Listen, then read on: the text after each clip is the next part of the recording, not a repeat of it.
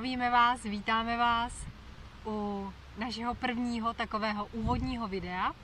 My jsme autorky, zakladatelky projektu Být sami sebou a tento projekt bude nabízet krom jiného mnohého také takováto videa, rozhovory s různými zajímavými tvůrčími lidmi, ať už jsou to ženy nebo muži, kteří se rozhodli jít vlastní cestou a věnovat se tomu, co mají rádi.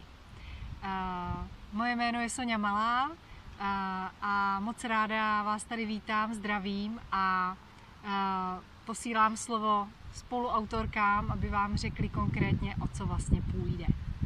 Takže já vás taky zdravím, jmenuji se Veronika Svoborová a tohle video natáčíme jako takový úvodní video série rozhovorů, které se budou jmenovat Příběhy v nás.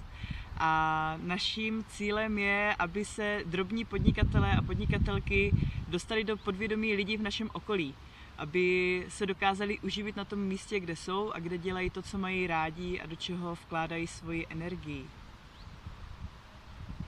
Ahoj, já jsem Marie Kopečná.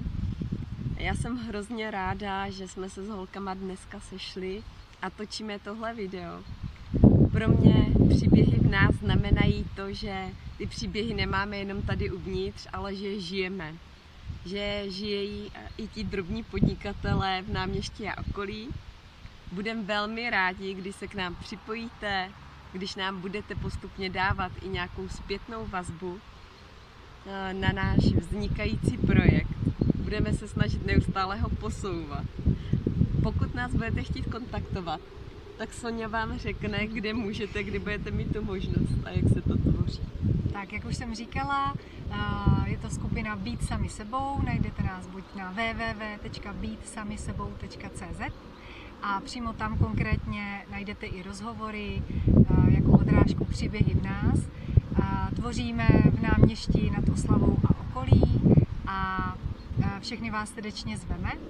Rozhovory budeme vysílat na YouTube kanálu, kde všechno najdete. Tenhle ten úvodní a v zápětí i mnohé další. Každým měsícem jeden nový zajímavý rozhovor s lidmi, kteří prostě tvoří a mají rádi to, co dělají. Tak vás srdečně zveme, přijďte se podívat. My se taky těšíme. Díky moc, mějte se krásně.